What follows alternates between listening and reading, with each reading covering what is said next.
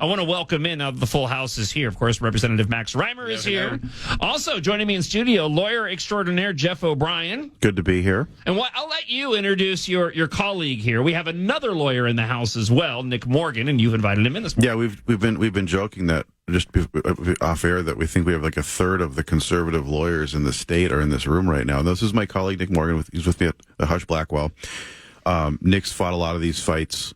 Been in the trenches a long time, does a lot of campaign finance board stuff, does a lot of work battling state agencies on behalf of individuals and businesses. And, most recently, he was the plaintiff's lawyer in the case that declared that Curtis Johnson was ineligible to take the House District 40B seat. So it's all your fault, all the chaos that we've had here. So I was saying, if you like having Lisa Demuth as speaker, if you like having the fraud and oversight committee, if you like having GOP control for the first couple of weeks here of session, here's the guy to thank. It's been fun being a chaos agent, that's for sure.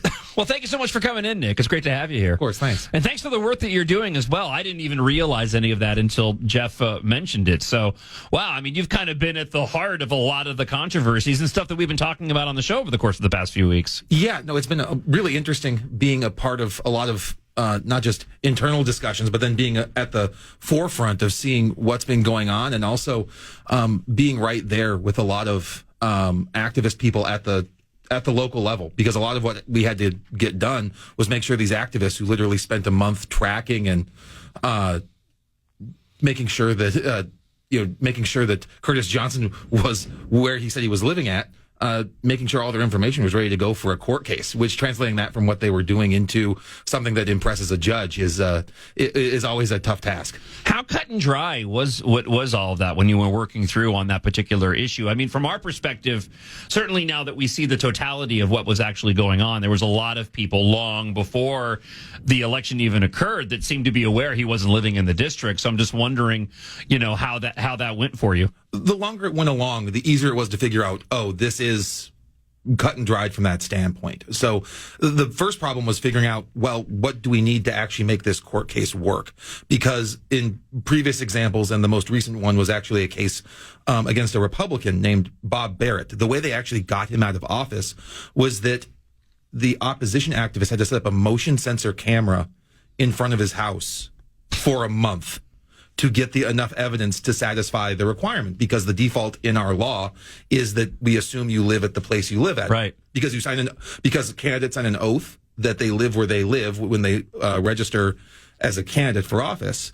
And that, and then everything in the law assumes that our legislators are honest, truthful people. That's the assumption. So you have to put a lot of evidence in to indicate that.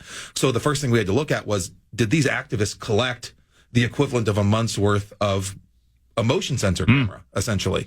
And when it was legal to put the motion sensor camera in? Yes, and that it is also the unfortunate part for cases like this, because you essentially have to be a stalker, and it did. When you some of the evidence, it's like, wow, you guys spent a lot of the commitment is important, but it's something where it does, to an outside observer who hasn't been a part of this, sure, or understands the law, I don't deny it looks a little creepy. Yeah, looks very creepy. Holy cow. But we did it.